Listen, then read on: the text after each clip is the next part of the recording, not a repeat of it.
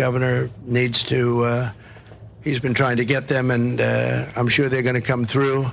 But he's been calling the president, hasn't been able to get him. You know, Hulk Hogan's place on the beach got hit by that? No, he hasn't. The president just called me yesterday afternoon. I missed him and called him right back. And he just said, hey, what do you need? And I told him, you know, we got what we need. We'll work through the federal process. He offered that if there's other things we need, just to call him directly, which I appreciate that.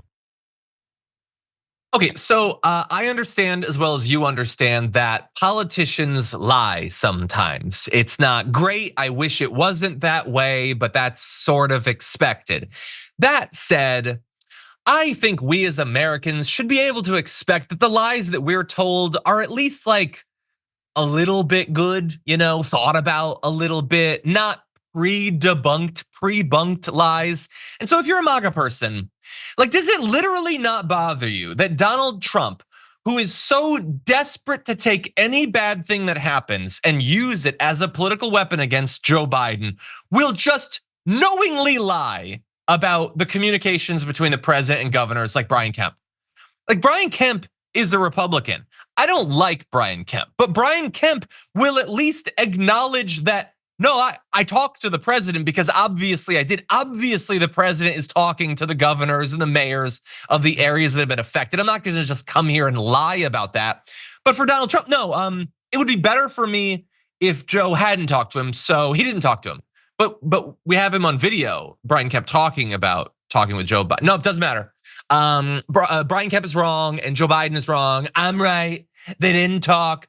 I mean, this is madness. We should be able to, I'm not saying we should expect much from our leaders, but we should expect a little bit more from this. And he really has been going, I'll say whole hog on trying to pin the blame for the damage on Joe Biden and Harris. By the way, the damage, 130 reported dead. Hundreds of people still missing, undoubtedly and tragically, many of them will end up being determined to have died in this horrific tragedy. But Trump is truthing in all caps a really bad response to hurricane. That's how you speak, to hurricane, from Kamala and Joe. Kamala has been upgraded to being first when he talks about both of them, even though she's still the VP. Both of them are actually involved in the recovery, the attempt to save lives and get people the resources they need. But he put out this message, and I'm not going to read the entire thing because it's absolutely insane. But he's talking about like heading to Georgia, and he's bringing a lot of relief material. So don't worry, Georgia, he'll be throwing paper towels at you soon. And then he says, access and communication is now restricted. We want to make sure that local emergency management is able to focus on helping the people most affected. This is relatively good, responsible stuff.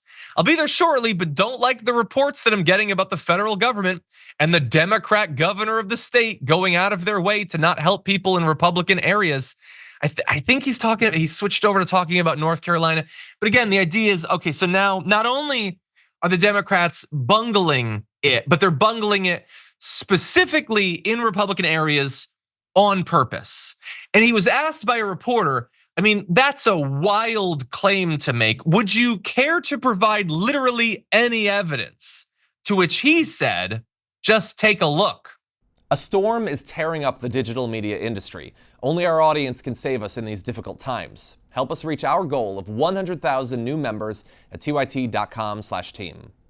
We can take a look. We're not gonna like, what the hell? What the hell, man? Again, if you're MAGA, I know that you love the idea that you're a victim in all things, at all times, everywhere, everything, everywhere, all at once.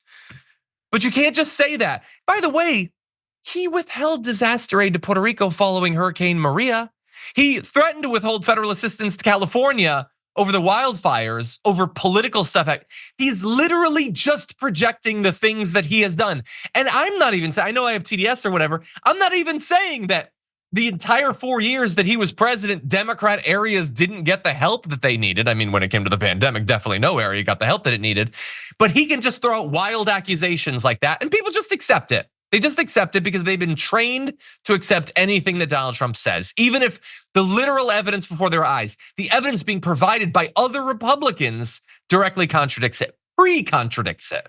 And anyway, he goes beyond that. Now, the conspiracy theorizing, subtle conspiracy theorizing. He says that Kamala Harris has staged a photo where she's being briefed on the response. He says, another fake and staged photo from someone who has no clue what she is doing. You have to plug the cord into the phone for it to work. Okay. So the photo there, can we bring up the photo? He is saying that in this photo, her headphones are not plugged into the phone, so the phone doesn't work. That's not how phones work at all. They don't need the headphones in for it to work. In this case, even if you believe that they're not plugged in, which by the way, the photo does not show, you literally cannot tell if they are plugged in or not. That would not prove that there is no audio coming from it or that a call is not being held. It could also be the case that she could be listening to two things simultaneously. But again, they have to have it the best possible way for them. So in their mind, come back to me. Let me run you through what they think happened. So Kamala Harris is on a plane, okay? She's not doing anything for the hurricane. She's just thinking about campaigning or whatever. And so they say, that's not good enough. We need to pretend that she's doing something. So rather than putting her on a call to one of the many people that she could talk to at a moment's notice, okay, we're not gonna do that. For some reason, we're just gonna take a picture of her, but we're gonna set it up so that it looks like she's doing a call. So we're gonna put the coffee there, and we're gonna have some papers or whatever, and then we're gonna put your phone there, okay, in front of you. And let's do headphones. And then Harris is like, should I plug the headphones in? And they're like, nah, it's probably fine. It's probably fine. I mean, we're going to all of this effort to set up this ruse that you're just doing your normal job. And rather than just do your job, we're gonna do the ruse.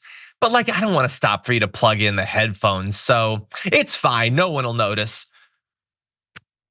I don't understand how any of these people get through the day without choking on cereal. They're so stupid.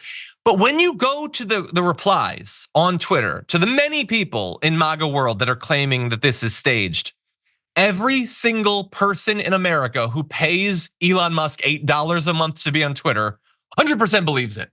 It's fake, and it's proved to be fake because the phone isn't plugged in, which obviously means that the call is staged. Again, none of it makes any sense.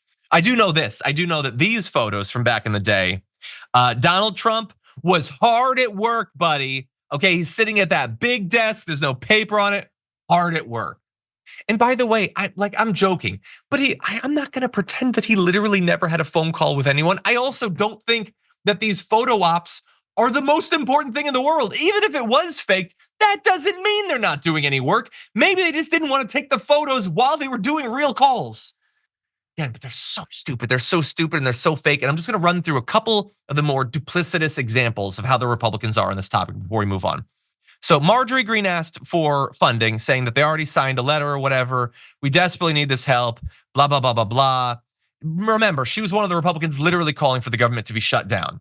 If it was up to her, the government would not be functioning right now to provide any aid. Just remember that.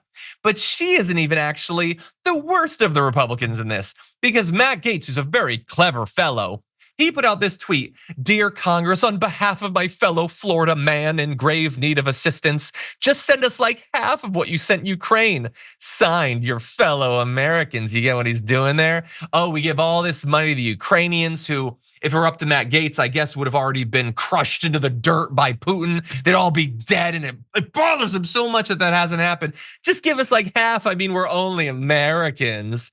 And as you saw in the reply to that from Jerry Connolly, Matt Gaetz literally just voted against FEMA hurricane response funding 4 days ago. 4 days ago. And every other Florida Republican did the same. But you know what? Screw that. Who cares? I'm trying to make a little quippy thing about Ukraine right now. He's done this before. Back in 2022, he also was like, we desperately need this help, after just voting against it. I don't understand how, when like the next bill to fund the hurricane response comes up, is he not gonna remember that Florida regularly gets hit by hurricanes? Could you just support the funding at least once, Matt Gaetz, just to mix it up a little bit?